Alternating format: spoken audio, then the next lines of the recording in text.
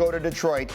Pistons hosting Jalen Brunson, the Knicks, for Game 6, trying to force a Game 7, and it was a thriller. 4 minutes to go. Jay, this has been back and forth and back and forth. And look at the defense from the Knicks on that effort, and the other way we're going to go, Mikal Bridges. Mikal Bridges, 25 points in this game, made critical plays down the stretch with the lefty flush. So the Knicks owned the first quarter, the Pistons owned the second, the Knicks owned the third, and then the fourth quarter was nuts. Here we go. Pistons, that's Tim Hardaway Jr. It's a 9-0 run, and Allen, it would continue. This will make it a 13-0 run. Yeah, this series was so drunk, especially in this quarter. It just made sense for the series to end this way. That one ties it at 103, and then the next possession, Cade Cunningham, who announced himself in this series as a terrific young player. He would score 23, so it's a 13-0 run. Pistons a 2-point lead, 2 minutes and change. It's a 7-point game, but Jalen Brunson's bringing them back. Again, the strength and the resiliency, the fact that the game is never over, even though at that point it did feel like it was. He's in the painted area. In this case, he's in the unpainted area. Are you kidding me?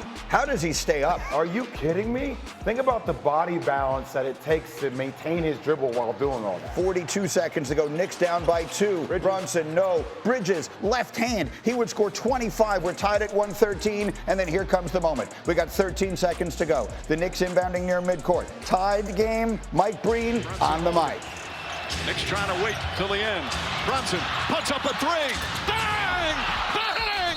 Jalen Brunson hits the 3 with 4.3 remaining, and the Pistons call timeout. What a moment.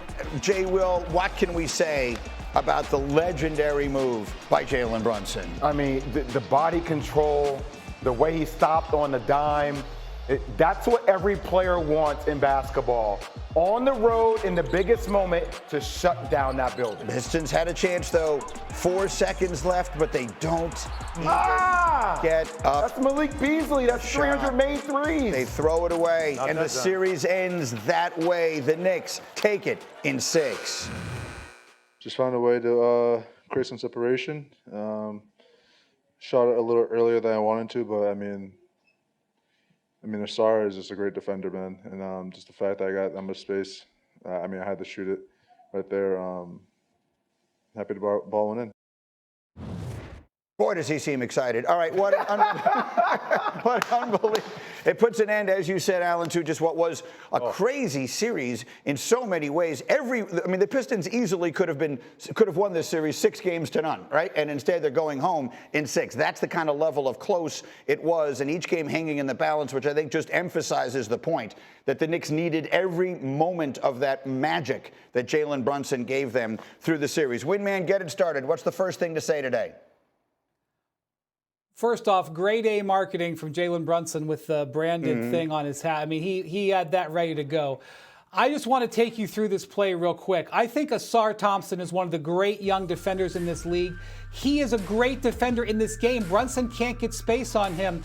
He's thinking, don't let him go left. Don't let him go left. Don't let him go left. If he gets me on his hip, he's going to draw a foul. I've got to stop him from going left. Bam! What a crossover. That's Barry Sanders. That's Saquon Barkley. What an absolute amazing moment. And look, and I'm also pleased that this was a 4-2 series because there was a bit of a cloud hanging over, a little bit of a rumbling in the tummy because of what happened in that Game 4 when there was no call, and the Pistons could have been furious if they lost in 7. But Brunson making this play on this great young defender, I believe he held him to 5 consecutive misses and even forced a turnover. This is what the Pistons want. They want Ausar Thompson on Jalen Brunson in ISO. Karl Towns is fouled out of the game. They can't go to their pick and roll. They got to go to their star in the clutch. They've got their best defender on him. He gets free. It's an iconic moment. I realize it's a first-round moment, but with this Knicks team, it was humongous. Jay Will, I woke up to a text from a friend of mine who is a crazy Knicks fan. It was just one word: Jordan-esque. It had a little bit of a feel of that. We understand it's not Game 6 of the NBA Finals. It's Game 6 of the first round. But it is, by Knicks standards, it's a pretty big moment. You could make a point that tactically, it's a more difficult shot. Because when Michael Jordan goes this way, look, he goes this way, he pushes off. It's like the lefty bringing the ball back to his left hand, but still, look, Jalen Brunson has more 30-point playoff games than Magic Johnson, Clyde Drexler, Ray Allen, Patrick Ewing, and Dominique Wilkins. And he's done it in 29 playoff games. 29 playoff games. That's not an accident. That's historical. That's the type of moment that you're talking about. This guard, who is my size, 6'2". We are tiny people amongst giants. I'm serious. We are giants amongst normal people we are tiny in this world. The fact that he's able to create that type of separation speaks volumes about why they call him Big Body Brunson. New York in 3 short years in playoffs now that they've gotten into at least one playoff series. He has become what New York remembers Mariano Rivera as the greatest closer in the history of baseball, closing games, enter Sandman. They might as well play that after a timeout with under 10 seconds to go if the Knicks have the ball, because you know who's getting it and there's nothing you can do about it. He has a move for every situation, and this one here, you love this setup. A ghost screen from Mikal Bridges, doesn't screen it, but just enough to distract Thompson, and then that incredible crossover, the hard pivot, the putting his foot in the ground like Windy was referencing, and then blowing kisses. Jay, this is the silencer. Yeah. And I'm telling you, for a guy like Brunson, the Knicks won all 3 playoff games on the road in this series. Yeah. They have never done that in franchise history. And I think they won them. I think they won them by 2, by 1, and by 3. Yes, I mean, that's how close these games were. But to do that on the road, there's no better feeling. I think that means more to a guy like him than it does doing it at home. 1,000% as a player. Let me put some numbers up. Cindy, let's do A17 here. These are the numbers on Jalen Brunson in this series. He averaged 31 points a game. Other than Game 5, he scored at least 30 in all of them. In the fourth quarters, Brunson had 66 points in 54 minutes. While shooting 50% from the floor. In clutch time, he had 27 points, which is the most of any player in these playoffs to this point. I have to say it again, Greeny, and I said it last year, and I'm going to say it again. And I know that he has to close the deal and win a championship. A lot of that is roster construction, the right pieces. I don't think they're actually going to have a chance against the Boston Celtics. But I think we're watching the greatest Knick ever to play in that Knick uniform. I firmly believe that. He embodies everything that I think the Knicks. Clyde Frazier. He has a chance to before become said and done. Yeah. I think we will be talking about him in that capacity. Could be.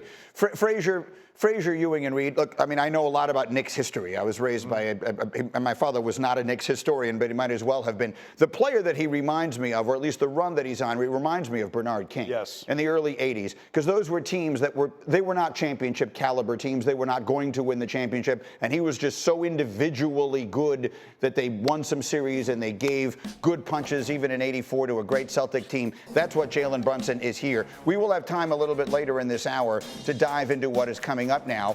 A very quick moment, if we can, here on the Pistons, though, because as their season comes to an end, look, this has been a franchise, to steal our friend Mike Tannenbaum's word, they've been moribund, right? They have not mattered for what felt like a very long time, and it's nice to see them matter. The NBA is better when the Pistons are good. Those are good fans. There's a good vibe there. They got a terrific young player in Cade Cunningham. Yeah, I think the next step for Cade Cunningham is having trust in that jump shot down the stretch. They were going under those ball screens, and when they were going under those screens, he didn't take those shots. He kept trying to drive into traffic, and I think that trust is the next evolution of his game, going to the place we all know it can be, because they have the pieces of a championship team in the making. Okay, they do. We'll see where that 8 from 3. Yeah, in that game. He needs to get if he needs to develop that. Right, that's his game. Down the stretch. That's next. For him to become one of the really top-level players in the NBA, he needs to be able to knock down that jumper and not have teams give it to him. So that was one game last night. We had another Game 6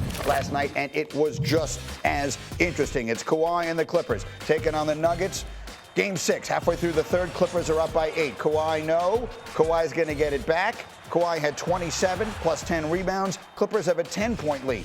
2 minutes left in the third. The lead is 11. Jay, well, how about Norm Powell in the corner with the 3? And by the way, he's been doing this all season long, making huge clutch plays for the Clippers. He's terrific. 8 minutes left in the fourth. Clippers are up by 11. James Harden had himself a night. By the way, that's what James Harden does.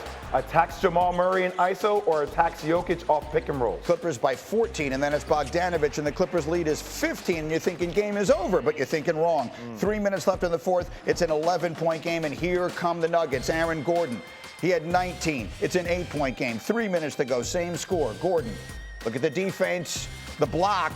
Jamal Murray going the other way. He had 21, 8 rebounds, 8 assists. It's a 6-point game. 20 seconds later, same score. Alan, how about this pass from Nikola Jokic? Oh. That's what he does, right down the. You gotta make it, You gotta though. make that layup. That's a killer right there, and a killer turnover.